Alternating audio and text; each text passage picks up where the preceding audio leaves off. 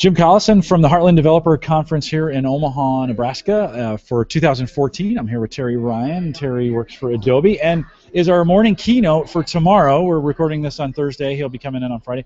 Terry, thanks for coming out and being a part of what we do. Thanks for having me, Jim. Let's do a little focus on you. Just kind of tell us who you are, what you do, your position at Adobe, how long you've been there, those kinds of things. Sure. So my name is Terry Ryan. I work for Adobe as a Creative Cloud evangelist. My current role is getting people to adopt Adobe Creative Cloud. Love Creative Cloud, by the way. Great to hear. Yeah, I have a feature enhancement, but we'll cover that later. We can cover that. Yeah, I'll be happy to pass it along to the team.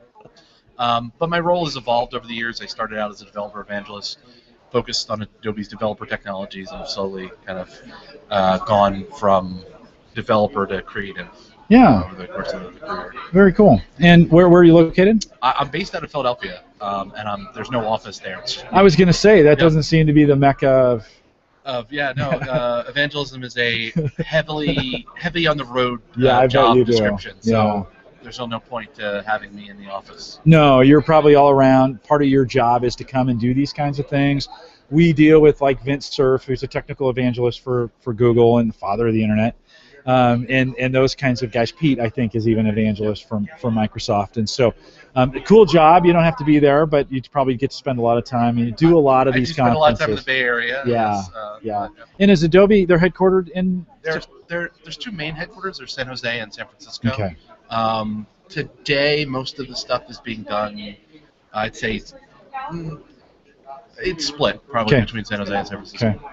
Yeah, and I'm a San Jose kid. I grew up in San Jose. Okay. I graduated from high school out there.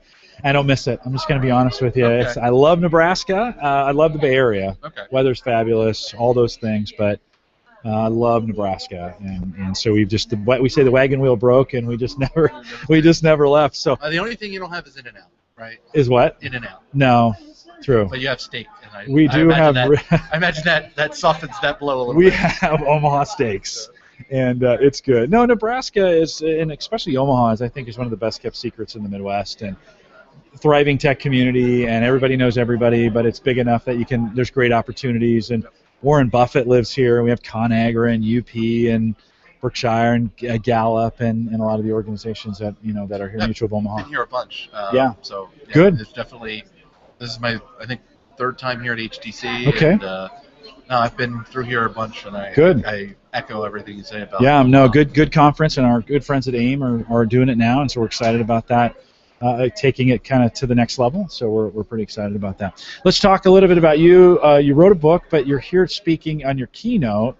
Talk a little bit about, give me a little kind of a synopsis of what you're going to talk about tomorrow during your keynote. Sure. So the keynote's about the book. The book is Driving Technical Change, and the idea is you go to a conference like this, you absorb new tech, and you want to bring it back to your office. Yeah. And invariably you're met with resistance. No, it never happens. It's always a successful, you come back with a hot idea. Yep. Yeah. So I experienced that a lot early in my career and started tinkering with ways of getting around that, and found that some things worked, some things didn't, and kind of came to the idea that this really was a patterns problem, that people resist in patterns and you can counter them in patterns. Mm-hmm. And so basically what you do is you kind of survey your landscape, survey who's resisting you, and try to classify the resistance as one of a couple different kinds. For example, there's the burned, right? Is one of my types. Yeah. They've used the technology, but either it was a bad implementation or it was too early in the cycle or whatever.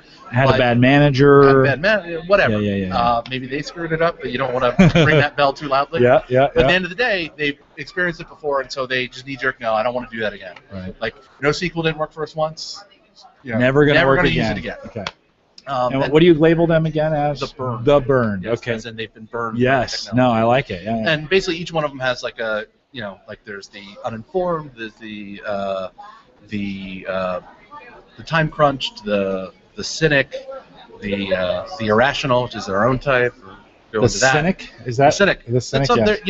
One of the ideas that I always say is that when you go and present whatever, you're presenting an idea, you're trying to get people on board, in a technical role, intelligence is our currency, and so you want to look smart. You want to get in front of a group and look smart.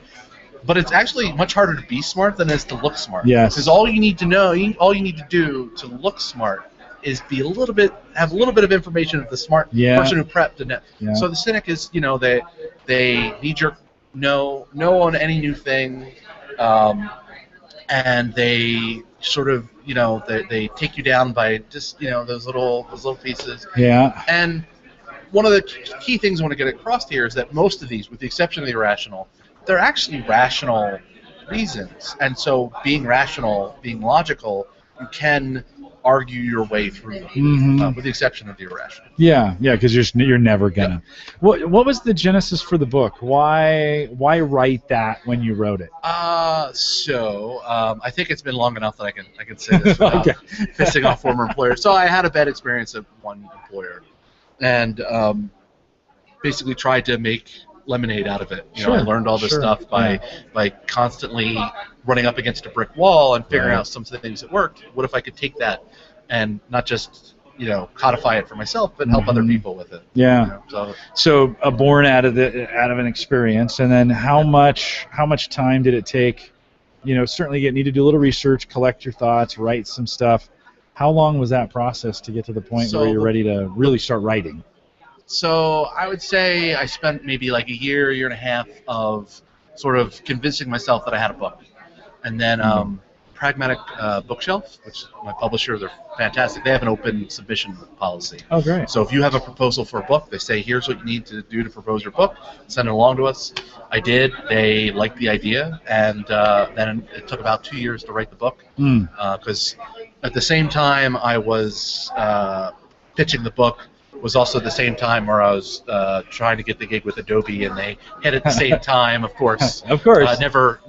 No, it guarantees that. When it rains, it pours, and so. Which isn't a bad thing. No, it's absolutely a good thing. But it took me about 2 years to write from start to finish. So a couple-year process to get to have what has been, and when did it publish? How long has it been out now? Let's see, 2010. Oh, it's been 5 years. Yeah. What's been the residual effect of that for you? Have you had people come to you? Because this is a passionate subject, right? Yeah. I mean, you're dealing with people's emotions in the workplace. This is about how people respond to change emotionally. Well, and I think in general, whenever you get feedback unsolicited, you're going to get one of two kinds, right? You're going to get no one that says, "Hey, that thing you did, you did it." Yeah. They either love it or they hate it. Right. So on the negative side, criticism's been like, this is all common sense. Yeah. On the positive side, it might be common sense, but I wish someone had told me, when I started, 5 years ago. So I think that's been the thing. And you nailed it. You hit the nail on the head. Yeah, there you go. I get the metaphor eventually. It's okay. I metaphorically challenged myself. That it's emotional. It's not, yes, you can reason your way through it, but the fact of the matter is technology is rife with situations where the best technology, from a objective standpoint, doesn't win. Right. And there are plenty of reasons for that. Yeah. And this is another one of those cases where it's not enough to be right, because we, as developers, we often think binarily. Well, if it's right, it's right. If it's wrong, it's wrong. Equals good. Yeah. Right equals win. Yeah. That's not always the case. No. And so, one of the big points I make is that, you need these new skills in order to, you need to dip into office politics, and people hate office politics, but at the end of the day, they're there. And so, in so much as that you want people to adopt a new thing, you have to be willing to adopt a new thing, which is fighting on a different plane, which is the political, interpersonal, and not based solely on the merits of the technology. Yeah. Would you consider it a guide to office politics in some ways? Because it's almost like a survival guide, right? It is. In some ways. It can be. The title could be "How to Get Done What You Want Done." Well, there's a couple caveats there. First one being that it is very focused on, I've got a new thing that I want pushed through. Right. How do I push it through? It's not going to tell you how to deal with the fact that you've pissed off your boss on day 5 and it's been a nightmare. He's still holding a grudge. That thing, that's not going to help with. Right. But in general, when you've got an agenda of something you want to push forward, this is something that's going to help. Yeah. Because the office politics as a whole is such a giant Yeah, it's really giant hard. topic. It's really hard. Yeah, the technology, I think, dwarfs. Now, this is where I'm a bad marketer. I totally should say, no, buy the book. It'll solve every problem you ever have. No, I think. But no, it is very targeted for this. Well, it's interesting. Thing. I'll have to. And it assumes you're right. That's the other thing. Like, right. One of the early caveats is like, assuming that you've done your work and this actually is a technology that would help your workplace. Right. Because if you're pushing the wrong thing, it doesn't matter if you're doing it for the right ways. Either you'll succeed and then find out it was the wrong thing later down the road, or I've had that happen. Did you find that you had to write the book whether anybody bought it or not? Did you feel like it was one of those things you're like, I got to get this out of me? Yeah. I think so. I think I wanted, Yeah, no, I think I find that interesting. When I first started blogging, I felt that way. I'm like, I have things to say. I don't care if anybody reads them. In fact, one of the very first blogs I ever wrote, 7 years ago, was like, I don't care if you read this. This is for me. It's a healing process. It's a therapeutic process. It's a celebration process. I'm going to write it whether you like it or not. And in your case, you just happened there was enough material and it was written well enough and it was published. Well, I think that's also a really good point that through the, I started writing the book from a place of anger, right? Sure. And over the course of it, like having to put yourself in someone else's shoes, having to, a lot of times I was in fights with people over stuff, and they weren't wrong, right. Just because they disagree, coming to that conclusion that, understanding that the time crunch, people that they're just so they're pegged, right? Like their processors at 100%. Yep. They can't. And it's been that way for a while. Exactly, and they can't take the time to maybe do something that might edge them down because they're stuck. Understanding where that comes from, understanding what it's like to be in that position, and then trying to figure out how you can navigate around that. Yeah, I think that'd be a great guide too for college students going into the workplace. Is welcome to office politics, and they've witnessed this in college. It's nothing new to them, right? But it is one of those things. I find myself. We do a lot of interns, and I find myself doing a lot of counseling with the interns, especially after they've been there for less than a year, and saying, okay, because they'll come to me like, this shouldn't be, it should not be this way, and I'm like, okay, this human's involved. This is not a machine. This is not school where you get whatever you want, and the professors are, doing whatever it takes to get you to pass the class. This is life, and so it sounds to me like there's some great material in there, at least, the survival guide to office politics. No, I think that's a really there's a concept from martial arts where you start with a white belt, and you gradually get different colored belts. You get a black belt, and then over time, as a black belt, eventually you wash it enough, because you use it enough that it eventually fades back to white. Mm. And there's the same idea with office politics that people start to say, oh, there's no office politics. I'm out of college. There's no real office politics. This is a tech job, right? Yeah, right. And then they start to realize it's there, and they're like, I don't want anything to do with it. Yeah. And then some people take the path of like, well, no, I'm going to actively try. I'm going to hold my nose, but I'm going to go, and I'm going to try to do this. So they wiggle a bit, and they find that, I did a little bit of office politics and it worked. Yeah. So then they start to master it. They start to become good. And they start to, I know before I do this that I got to talk to Bob, because Bob shuts down everything. So I talk to him first and get him on side. And then at the end of it, they're at a point where they just know. They got a new idea. They talk to Bob. They get his approval. They bring it in. They bring it into the rest of the group. They know, don't bring it in on Monday or Friday. Bring it in, and they learn that. Make sure you have donuts. And then for them, office politics has disappeared. Right. And then they say they don't have any, but they've learned to navigate the system. Yeah. No, tons of truth in all that, and certainly it exists, and so we got to learn how to deal with it. And so, tell me the name of the book again. It's called Driving Technical Change. Okay. Available. Kindle. Kindle version. There is a Kindle version. Okay. Pragueprog.com does not. They don't sell through Amazon. Okay. So you go to pragueprog.com. Gotcha. And you can find it, and they give you all of the you get Kindle, basically you buy an electronic copy of the book, and they give you whatever format. They give you everything. Yep. Very good. We'll put a link to that in the YouTube show notes right down below the video here if you're watching, right below. it'll be there, and you can pick that up as well. Let's talk for a few minutes just about Adobe while I have you, because you're an evangelist. And it's your job. You've got to do it. You're obligated to. So you have to answer all of my customer complaint questions right now. Yes. All right. No, actually none whatsoever. What's going on new at Adobe? Creative Cloud was a gigantic change from super expensive software to a subscription model. And then there's been some variations in that the subscription models. But what's new? What's going on? What do you want to, if you could highlight one thing going on at Adobe, what would you say? I think the really big exciting thing that we have working on is a new crop of mobile apps that are really, instead of trying to do stuff that you do on the desktop, but somehow kludge it onto a tablet, figure out how can we actually make the tablet a creative device that makes a lot more sense. Yeah. Oh, good. And so we've combined with a new hardware offering from us, Ink and Slide, which are it's a stylus and a ruler.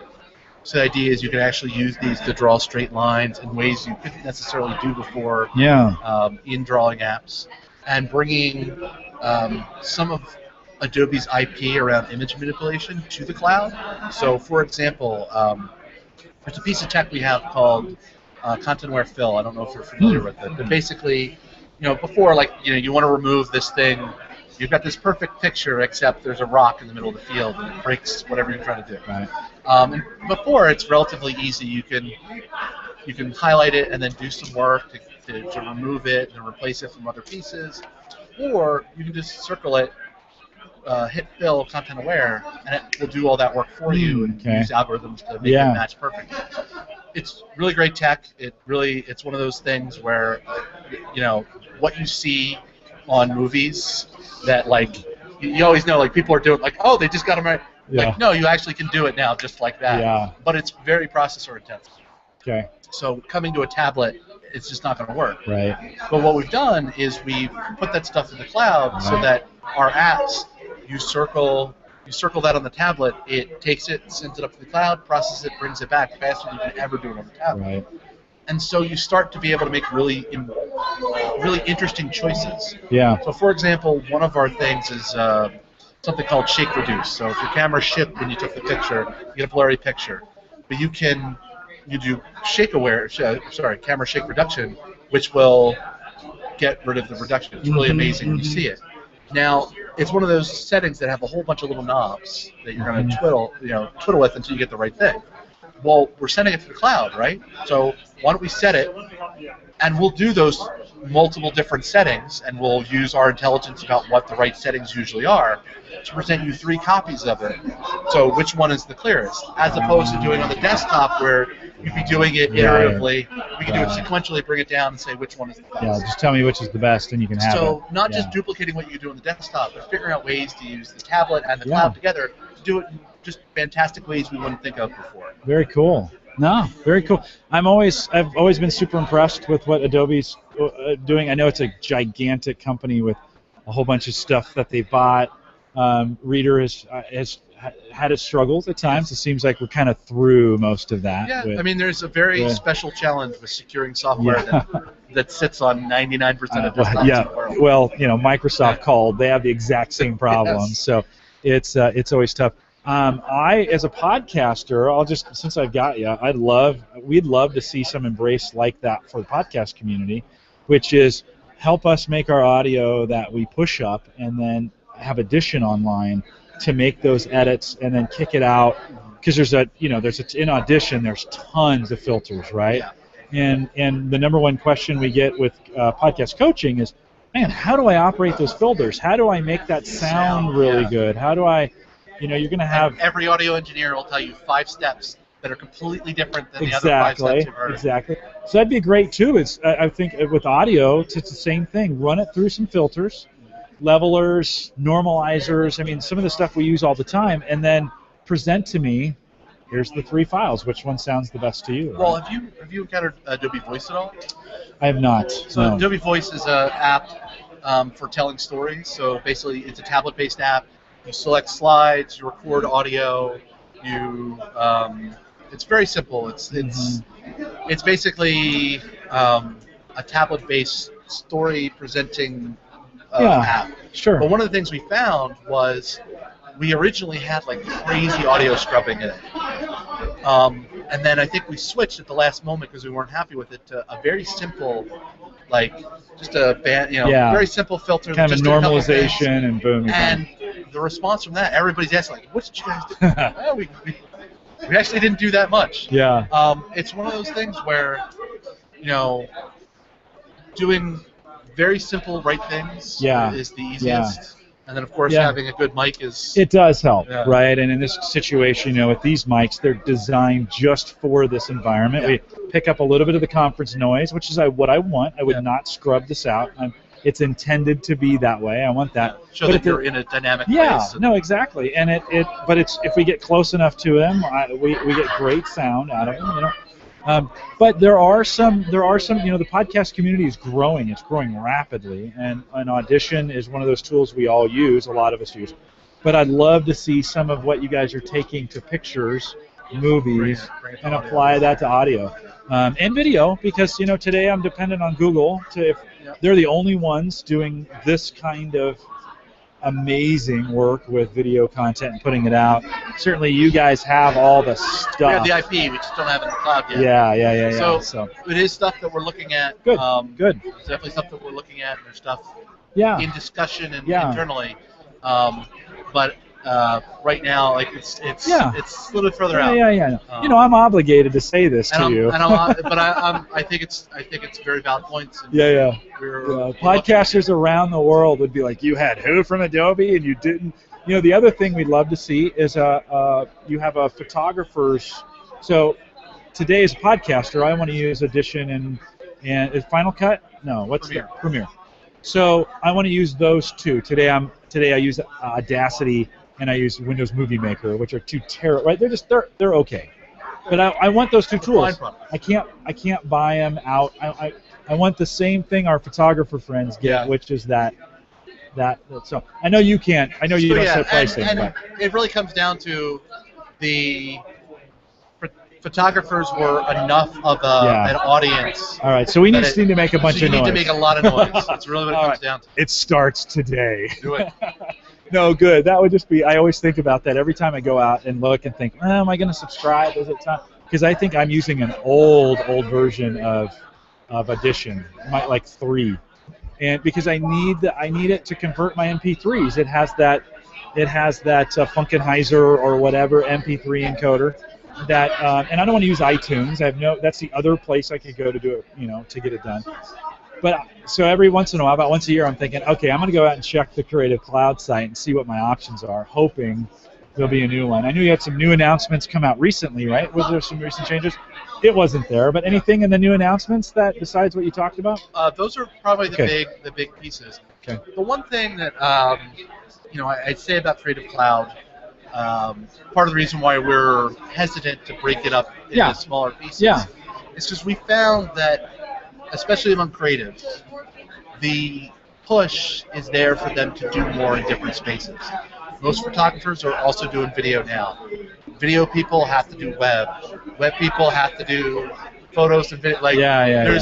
And what we found is if we can drop the buffet price down to a price that it's a value to you to get what you need, then you get everything else too, and you can find that, actually, Photoshop is better for your use cases. So you bought it for Premiere and Audition, but wow, Photoshop and like all these new features that make it so much easier. So we've done a lot around making sure that you can discover what the new features are. Because that's the other thing. We just throw feature at you. How can we make that process better with better learning materials and whatnot? But I think it comes down to the fact that, as a whole, creative work has become this monolithic range of stuff. And we'd rather go after, let's bring everybody up, and it's a win-win because we're selling a product and you guys are all increasing. And that's sort of the strategy behind that. No, I totally get it. But as a selfish podcaster, no, I understand. Video and audio, but you say that though, and you're right, because once I started using it, then I'd be like, oh boy, it'd be nice to have Photoshop to be able to make this art, this album art. It would be nice to have to do the web, it would be nice to have some of those tools. So I totally get where you're coming from on that as well. So just to be a fair consumer. Yeah, no, and totally I hear what you're saying. understand. It's it's $50 a month that you've usually knocked down to $30 a month. Yeah. And it's just basically our challenge is making sure there's enough value to you that $30 a month is a fair trade. Right. And that's what we're doing by adding intelligent. All of our mobile apps are free. Yeah. All of basically trying to make the cloud as high a value as possible. So you don't say I just want these pieces. I only want to pay for these pieces. You say, $50 a month for all of that? Yeah, I'll do it. Yeah. If I was a full-time podcaster, that was my job, no brainer. As the part-time podcaster, and what a lot of us are, $50, even 30 is a you're like, totally understand. Anyways, not good or bad, just little feedback from the podcast community. Prosumer is a tough space. Yeah. That's right, totally. It's a very there are a lot of you. Yep. But how do we? And we're a pain to support, right? Because it's like everybody's got these weird problems, and no, I get that. I live in the Microsoft space, and so I totally understand the consumer, the consumer problems. But hey, I appreciate the conversation with you, because I have never gotten a chance to talk with somebody from Adobe. You're the right guy to do that. We're not expecting any change, but it's great to just have that conversation. And we're not, we're not shutting the door on any of those sorts of not at all. bundles. Just know if you're ever in a meeting and somebody says, "Hey, we were thinking about Audition," and you're like, "I know some podcasters." Anyways, I think there's no plans to do any sort of other packages right now. If there was going to be a next one, the one I hear most isn't audio; it's AV as a total package. Which would include what in there? Well, I mean, you think? Again, this is hypothetical. No, absolutely. No, I get you. We have really scary looks. Yeah, I know. Trust me, I would say it'd be Premiere, After Effects, Audition. Those three, most people that use those also use Photoshop to some degree. Yeah. So that I would think that's a possibility, but that is a total hypothetical based on what I hear from people asking for it. But in the grand scheme of things, most of the AV, most people that are doing professional AV, that are doing all that, their stuff is so expensive that $50 a month is a drop. They don't even bat an eye. And again, it's difficult. Working with marketing for so long, I know when marketing is unhappy with how much we're charging and our customers are unhappy with how much we're charging, we're probably in the right spot, unfortunately. So, you've got one wants to charge more, one wants less. You've met in the middle. They're both angry. Yeah. And so, no, I think it's. I am both intrigued and interested in the directions Adobe is going with their stuff, and I think as a podcast community in general, we land more because so many podcasters do this stuff on a shoestring. It's a hobby. And to commit $50 a month just in that scenario, it's like, oh man, that is. I understand. I wish we had better solutions. Well, hey, you know what? Keep working on it, and I just appreciate the conversation around it. Not what I intended to go to, but since I was thinking about it, you got me, so I appreciate your openness on it, Terry, as well. So thanks for coming out. Thanks for being a part of it. Good luck tomorrow morning. We'll be here. I'll try and pop in and hear your discussion, but thanks for the interview. I appreciate it. Thanks very much for having me. You bet. Thank you. Stay for 1 second. Let me cut.